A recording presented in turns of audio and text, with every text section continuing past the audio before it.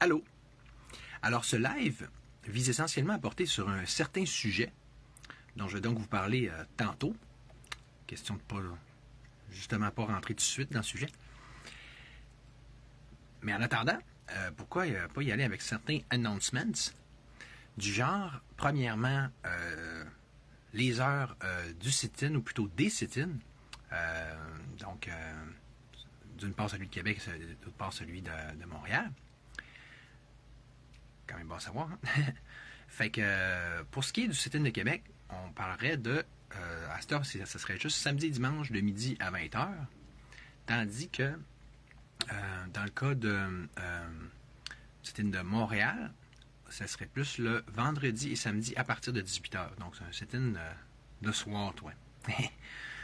Puis il y a aussi il y a le dimanche que il y a déjà une gang qui se rejoignent au parc Jarry.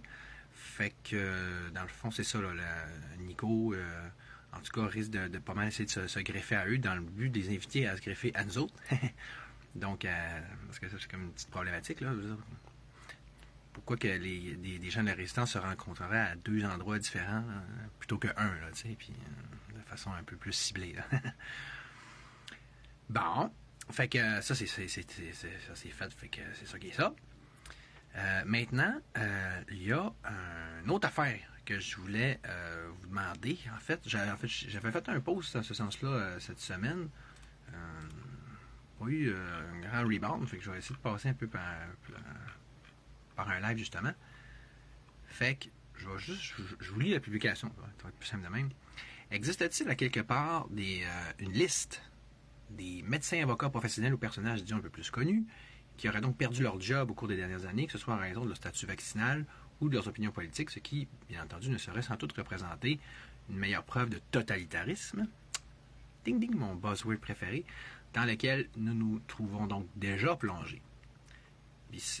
Ou sinon, pourriez-vous m'aider à monter une telle liste, que ce soit en inscrivant ici bas un maximum de noms en ce sens, ou encore mieux en produisant un maximum de liens de vidéos à cet effet, ou encore en tapant le nom d'articles journalistiques afin que je puisse les retrouver sur Google.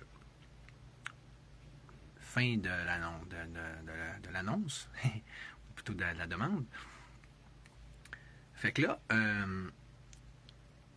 parlant d'articles, il se trouve que le live de ce soir vise justement à porter sur un certain article assez troublant, merci, et ce, à plus de niveaux. Je vais d'ailleurs tout de suite commencer par vous le montrer. Là. Évidemment, je vais mettre le lien dans la description aussi, sauf que, ben franchement, encore une fois, c'est ça cher bon vieux Mathieu Bock-Côté, là.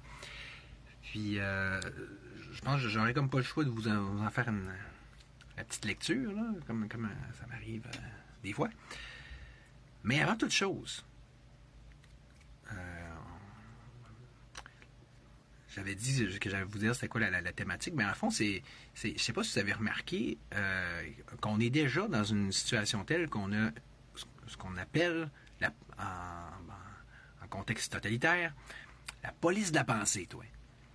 Vous allez me dire, ben non, on n'est pas encore rendu là. Ben en fait, là, c'est sûr que, mettons, les nouvelles politiques là, qui apparaissent un peu partout, là, qui percolent, là, qui émanent de Davos notamment. Là. Donc, toutes la question de supposément d'incitation à la haine, puis de désinformation, OK? Ça, c'est des façons, évidemment, d'empêcher toute dissidence, tout discours allant dans le sens allant pas dans le sens du discours unique qui est celui du gouvernement et des médias, ok. Donc on leur met une étiquette là supposément là bien effrayante là, puis que personne ne pourrait nier là, le côté très intrinsèquement mauvais là.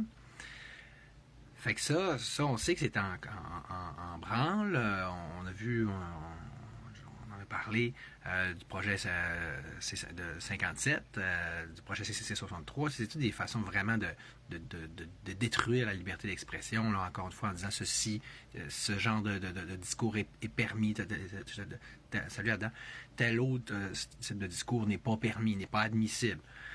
Mais au moment même où on se parle, puis même depuis longtemps, là, il y a au moins une affaire sur laquelle il faudrait tout qu'on convienne, parce qu'il y a vraiment d'autres choix, c'est qu'il y a une opinion, pas juste au Québec, mais même worldwide, là, qui n'est pas admissible, qui n'est carrément illégale.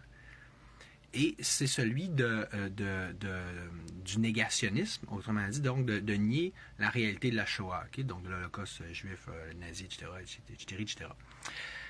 D'ailleurs, je vais surtout pas vous dire ce que je pense de ça. Parce que, justement, j'ai pas le droit. Pas plus que vous, d'ailleurs. Il y en a un qui a eu le courage de s'exprimer là-dessus, Sylvain Marcoux, le chef fondateur du Parti nationaliste chrétien. Puis je peux vous dire qu'il a goûté aussi assez vite. Puis à chaque fois qu'il se réessaye, on lui fait goûter encore justement à la même bonne vieille médecine. Dans le sens que je ne sais pas comment ça fait de fois qu'il se fait fermer ses comptes Facebook. En plus, son permis n'a pas été autorisé par la DGQ. Fait que tu vois, ça, là, si c'est pas de la police de la pensée, je sais pas c'est quoi. Tu sais, quelqu'un pourrait dire, ouais, mais une police de la pensée, tu peux penser ce que tu veux, tu n'as juste pas le droit de le dire. Tu sais, la belle affaire. Je sais pas si vous voyez, parce que, tu sais, dans la Constitution, ça va toujours ensemble. La liberté de penser, la liberté d'opinion, donc la liberté de parole. Ça sert à quoi d'avoir une opinion que tu n'as pas le droit de dire, tu sais? Puis, tu sais, si tu peux pas le dire, tu peux pas le diffuser, tu sais, c'est comme... Je veux dire, ça marche pas, là. Je veux dire, à quoi ça sert d'avoir une opinion si c'est pas pour la communiquer? C'est le mouvement naturel de la chose, en tout cas. Fait que c'est pour ça que, dans le fond, quand... Puis de toute façon, on voit inversement la mécanique. Si tu te fais interdire de dire quelque chose, ça tend à te faire oublier pas mal ou tasser cette opinion-là dans ta tête, effectivement. Là, ne serait-ce que par une sorte de dissonance cognitive. C'est du bon, dans le fond, de toute façon, ça sert à rien. Puis, dans le fond, c'est peut-être que c'est pas si vrai que ça, tu sais, que sais-je. Là. Fait que, donc là, on a déjà ça, ce qui est hautement problématique à mon sens, même si vous allez me dire, oh, il y a des bonnes raisons à ça, puis ça date pas d'hier. Mais ça met un précédent. Salut Kevin. Du bon moment à soir. Puis là, ça met un précédent à ce qu'on vit en ce moment, tu sais. Puis mais déjà c'est inacceptable parce que ça revient à dire que ça revient à saper la base même de la civilisation occidentale carrément en fait, hein, qui est je qualifierais comme étant la dialectique, l'art du dialogue. Qui nous vient des Grecs, notamment de Platon, de Socrate, puis tout ça. C'est quoi c'est pas la base de notre civilisation, si c'est pas c'est pas la notion selon laquelle, je finis par l'avoir, du choc des idées jaillit la lumière. T'sais. En tout cas, c'est clairement la base de la science, du droit, de la politique, je veux dire, puis je veux dire, de la discussion tout court, je veux dire, de ce qu'on appelle le débat argumentatif, de la philosophie aussi. Fait que là, on sort. C'est pas pour rien que le totalitarisme s'est pogné autant en Chine, puis ça, c'est pas les mêmes genres de culture. Ils sont plus proches, c'est plus historiquement des peuples en Asie, tout ça, que c'est comme, ils sont habitués vraiment avec le rapport d'autorité, puis tu fermes ta gueule, puis c'est ça, tu sais. On dit en démocratie, c'est cause toujours, puis en dictature, c'est ferme ta gueule, mais les autres sont plus habitués au ferme ta gueule. Puis, ouais, mais là, fait que c'est tout ce fonctionnement-là, on va dire à l'asiatique, ce fonctionnement-là autoritaire qui est en train de nous rattraper, tu sais, qui nous dit OK, là, on est rendu une grosse garderie, là. Puis c'est comme, là, dans la garderie, les amis, là, on va vous expliquer qu'est-ce qu'on a le droit de penser, qu'est-ce qu'on n'a pas le droit de penser, puis qu'est-ce qu'on a le droit de dire, puis qu'est-ce qu'on n'a pas le droit de dire, parce qu'on est des bébés.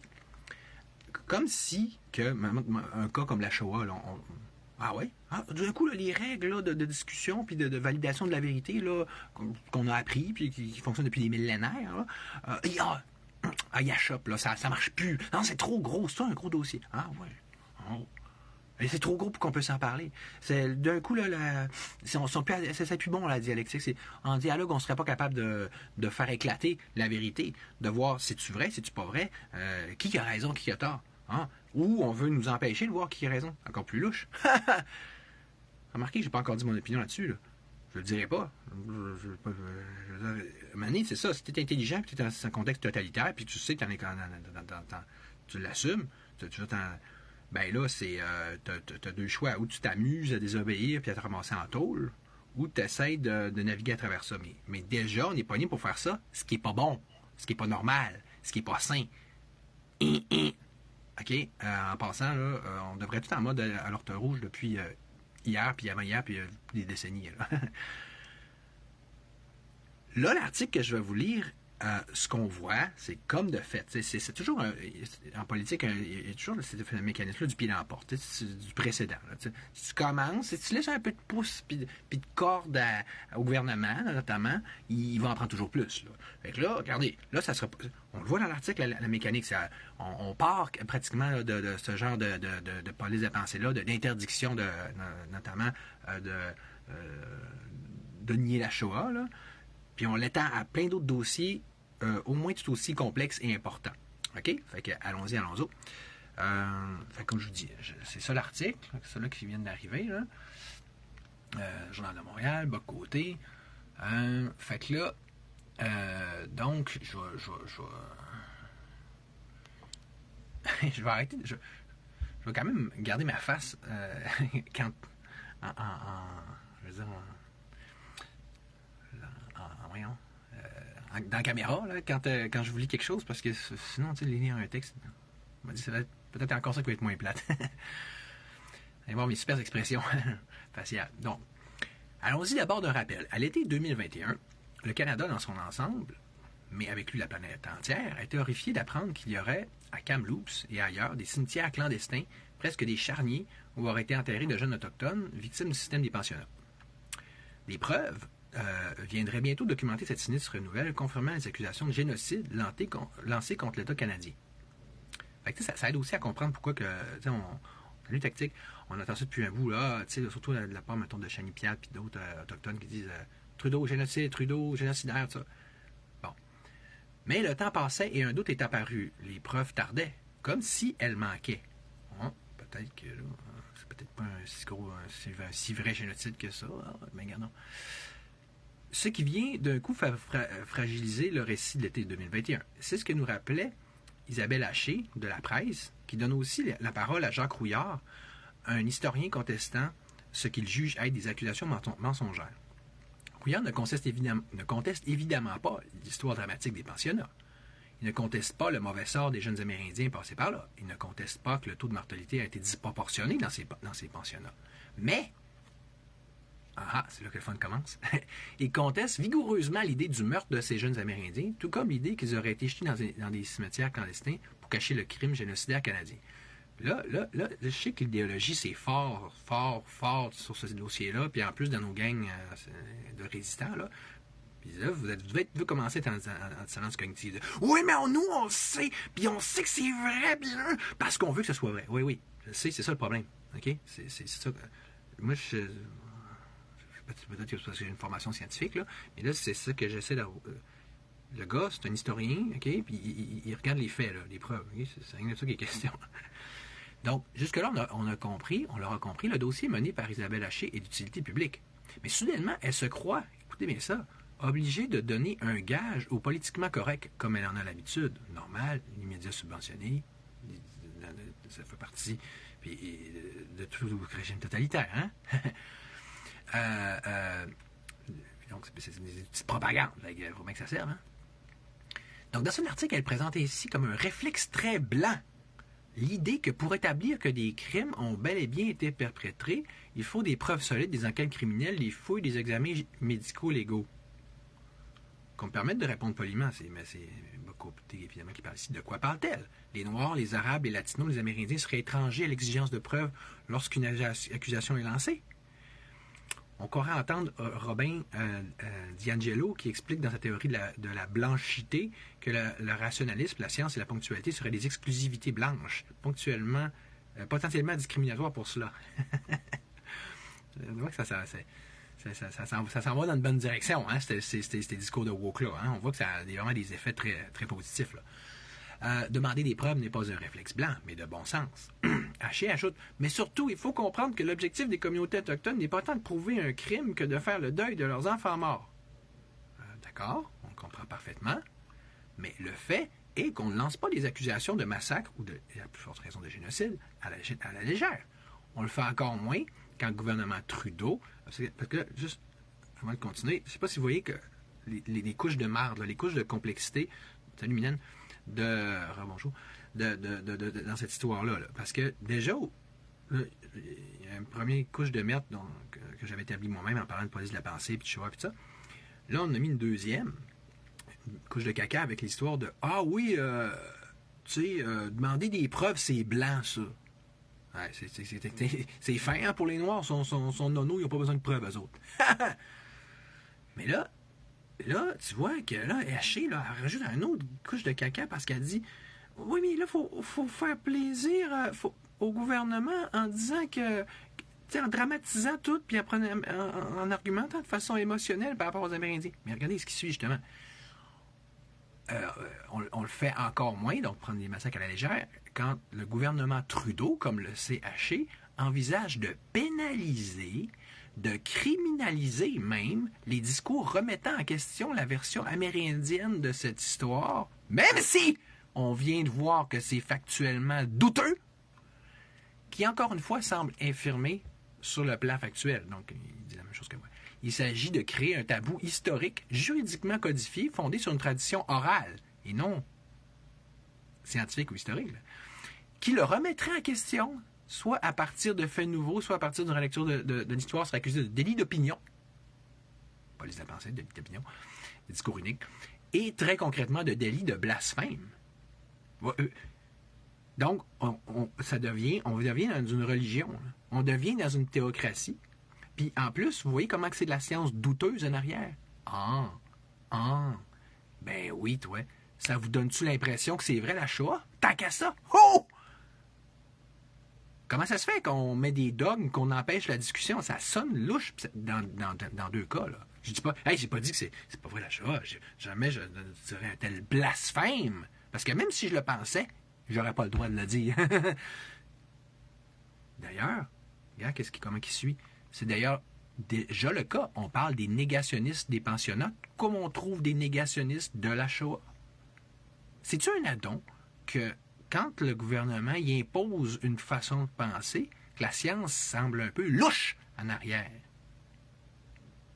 Ou que c'est juste que le gouvernement il est aussi poche, con, stupide, inefficace, qui peut être contrôlant. Que c'est comme, en même temps qu'il fait son autoritaire et son totalitaire d'un bord, je suis Papa Legault et Trudeau, moi je sais la vérité de tout. Ben en même temps, il s'enfarge dans ses souliers, là, avec les lacets attachés ensemble. Tout, la conclusion de choses, là, je la trouve un peu momoine, là. Il dit, si une loi était votée, le Canada basculerait ouvertement dans une forme de tentation autoritaire. On dirait que tu t'es trompé, bas côté, tu devrais plutôt dire totalitaire. C'est pas drôle, là. Voyez-vous comment c'est pas drôle? Voyez-vous comment que ça va pas bien? Voyez-vous comment que c'est de la merde, les gouvernements modernes actuels? Voyez-vous comment que la gangrène est pognée?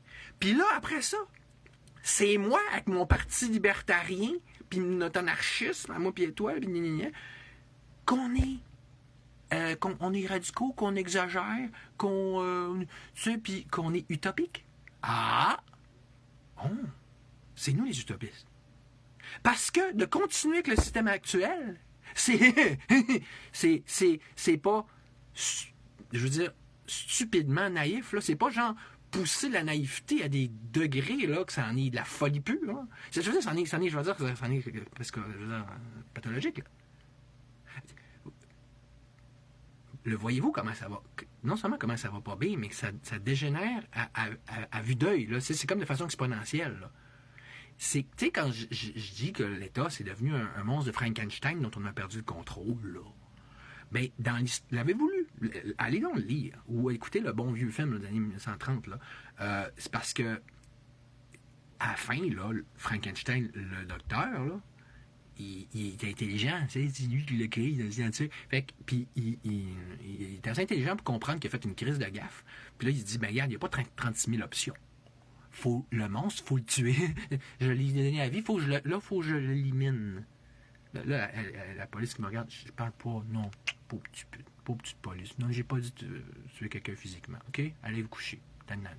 L'armée aussi, allez vous coucher. Mon petit nanane. Non, je parle de détruire, de tuer l'État. Hein? Tu dois ça? Il n'y a pas de délit d'opinion là-dessus. Non, mais c'est ça, on l'a créé. Là, il faut qu'on tue parce qu'on a perdu le contrôle. Puis du moins, c'est exagéré. Un autre exemple. Ah, tiens donc. Tic, ça me vient. Il y a plein d'exemples qui me viennent, moi. C'est. Ah oui, l'Esteban, mon grand ami, salut. Pour faire dire, je t'ai pas encore bloqué. C'est que, je sais pas si tu as déjà vu 2001, l'Odyssée de l'espace. L'ordi, Carl, là, qui ambitionne, qui se donne du pouvoir, puis qui se permet de décider à la place des humains, puis de vouloir les tuer, en fait, aussi, hein, pour prendre le contrôle, incidemment, ultimement. Là. Mais là, Dave, le héros, l'astronaute, quand il s'en rend compte, il fait comme, il se fait-tu, ben, Carl, on va te laisser là, mais un peu. On va te laisser quelque fonction. Non. Quand il revient, là, il fait son Darth Vader un peu, mais c'est ça. Puis là, il fait ni une ni deux. Là, il s'en va direct vers la salle des contrôles. Puis là, Carl, l'ordinateur, s'en fait, il essaie d'y parler, il essaie de l'amadouer. Il dit Dave, je crois que vous devriez vous reposer. Vous semblez dans un état un peu, là. Vous semblez pas dans un très bon état pour prendre des décisions. Mais il n'écoute pas. Il n'écoute pas son petit baratin puis sa petite technique manipulatoire, là. Il ferme un fusible après l'autre pour fermer la machine au complet. C'est pas dur à comprendre. Quand ça va, c'est aussi pourri que ça, à l'os, là. Voyez-vous la folie de faire comme vous faites? C'est-à-dire on va pas la faire radicale, on va plutôt voter pour du M. Ben oui, du M, hein? Du M qui change rien à la mécanique étatique, à la structure étatique. Il va mettre un plaster ici, un petit peu, injecter un petit peu de privé de la santé par là, un petit peu de palette par ici, pour donner une apparence qu'il y a un changement. C'est pas fou. Mettre un petit vernis, là, mais tu sais, c'est la même baraque complètement vermoulue, là, puis tu sais, piquer des verres, puis tout, là. C'est génial, parce qu'il a compris que c'est ça que vous voulez, que vous n'êtes pas prêt mentalement, fait qu'il va, tu sais, il flotte dans le sens du poil, comme tous les politiciens. Puis en plus, avec l'agenda 2030, ben là, même si, là vous vous dites, là, c'est comment vous pensez, c'est tellement dur, ça prend tellement une belle boule de cristal pour ça, c'est incroyable. Là, vous dites, PQ! Ben oui, PSPP! Ah, lui, il va être mieux que Duhem, il va être mieux que Legault. C'est toujours ça votre affaire. C'est comme, il y en a un nouveau que là, lui, là. Ben oui. Mais quand tu comprends qu'il y a l'agenda 2030 puis que PSPP, lui, c'est comme, on rubber stamp ça. Puis donc, le plan, le processus de totalitarisation continuelle, c'est déjà totalitarisme, là. Mais tu sais, c'est comme on est peut-être au niveau bébé du totalitarisme. Là, on va. C'est comme là, ça grandit à vue d'œil, là. C'est là, peut-être le bébé a peut-être, je sais pas, 8 ans, là, mais tu sais,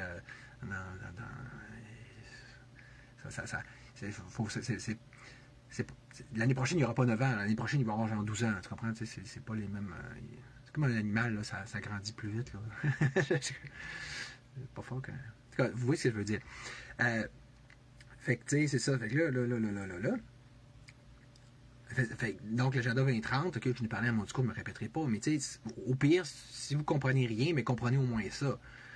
Tous les politiciens, ils vont tous rubber stamper l'agenda 2030, puis vous allez tous ramasser dans des petites prisons, des petites villes 15 minutes, puis les pieds, puis là, la Madeleine, ils ont tenu leur bout, bravo, mais c'était rien que le début, là, ça va continuer. Fait que, voyez-vous ce que je dis? Ouh! Hey, il y a quelqu'un qui m'écoute ici? C'est-tu faux ce que je dis? Puis là, pendant ce temps-là, pendant que la machine, vous voulez pas trop y toucher, tu sais, on va mettre un petit peu de démocratie directe par-ci, un petit peu d'ici par-là, puis un petit peu de nationalisation de ressources, hein? Ben ouais, c'est tellement l'idée du siècle, on va donner plus de pouvoir à l'État en plus. Fait que pendant ce temps-là, ben, regardez les gens de loi qui passent, là. C'est pas juste qu'est-ce qu'on a blâmé, qu'on a protesté l'autre fois, là. C'est pas juste C63, 57, 50, réforme du DGQ, tu sais, Alouette, Agenda 2030, puis le tribunal de l'Ouest. Non, ça arrête pas. Il y en a plein d'autres. C'est comme... C'est tout en coulisses, c'est tout, tu te revires, puis il y a un autre monstre qui sort de tel placard. Mais c'est ça, là, cet article-là. Là. Puis vous voyez qu'il y a une intrication, il y a une interaction entre différents gros bugs inacceptables. Quand tu vois ça, ça fait comme... Ça serait censé faire... OK, on va couper ce fun-là. C'est comme quand le feu, là, il court. C'est comme dans la pompière à l'alerte, là, le coup de feu, là, ça commence à se promener partout, là. Non, je veux dire, au pire, détruire l'immeuble, je sais pas, là. Ça fait-tu du sens? Comprenez-vous un petit peu? J'espère. On va commencer avec le temps que vous compreniez un petit peu beaucoup passionnément. Salut, les amis!